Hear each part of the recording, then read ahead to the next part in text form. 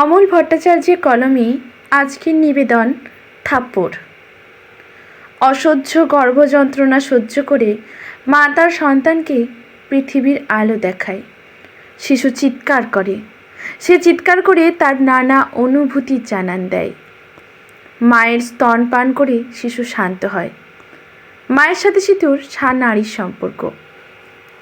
শিশুর সব সুবিধা অসুবিধা একমাত্র মা বুঝতে পারে। মায়ের হাসি দেখে শিশু হাসতে শেখে।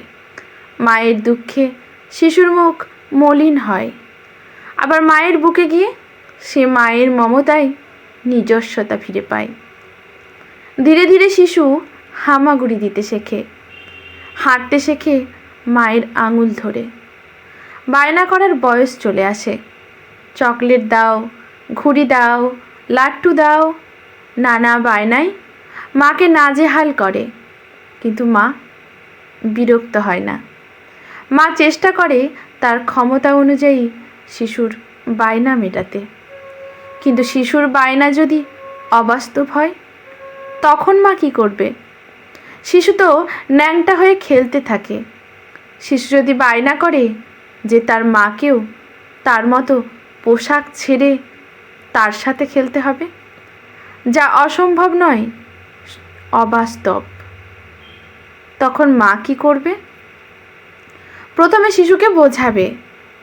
তাতে যদি শিশু না মানে, তখন উত্তম মধ্যম দেবে মা। উত্তম মধ্যম খেয়ে শিশু যখন চিৎকার করে কাঁদবে, তখন পড়শিরা ছুটে আসবে। আর ঘটনা জেনে তারা শিশুকেই বকবে। ঠিক একই রকমভাবে ভারতের হাত ধরে যে শিশুর জন্ম হলো, ভারত যে শিশুকে স্বাধীনতার স্বাদ পেতে সাহায্য করলো, সে তো ভারতের সন্তানেরই মতো। সেই শিশুর হাসিতেই ভারত হেসেছে। সেই শিশুর সমস্ত বায়না মেটানোর চেষ্টা করেছে। সেই শিশুর সুখে ভারত সুখী হয়েছে। সেই শিশু ধীরে ধীরে হাঁটতে শিখেছে। সেই শিশুর ফুটবল, ক্রিকেট খেলায় উন্নতি দেখে ভারত গর্বিত হয়েছে। শিশু এখনো সাবালক হয়নি।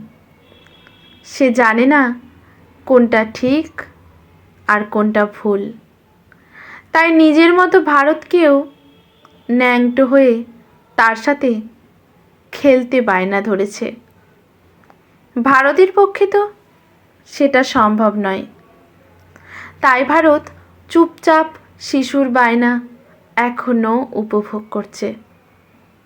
কিন্তু যখন এই বায়নার মাত্রা তার সুর চড়াবে, ভারত তখন তার সন্তানসম বাংলাদেশকে শাসন করতে পিছপা হবে না।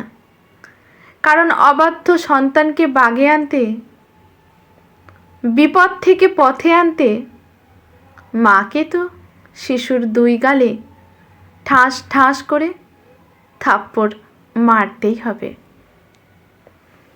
আজকের গল্পটি এখানে সমাপ্ত। ভালো লাগলে লেখকের প্রতি শ্রদ্ধা জানিয়ে একটি কমেন্ট করে যাবেন। ইউটিউব থেকে দেখলে চ্যানেলটি সাবস্ক্রাইব করে নিয়ে বেল নোটিফিকেশানটি অল করে দেবেন, যাতে ভিডিও পোস্ট করার সাথে সাথেই সবার প্রথমে নোটিফিকেশানটি পৌঁছে যায় আপনার কাছে। ধন্যবাদ।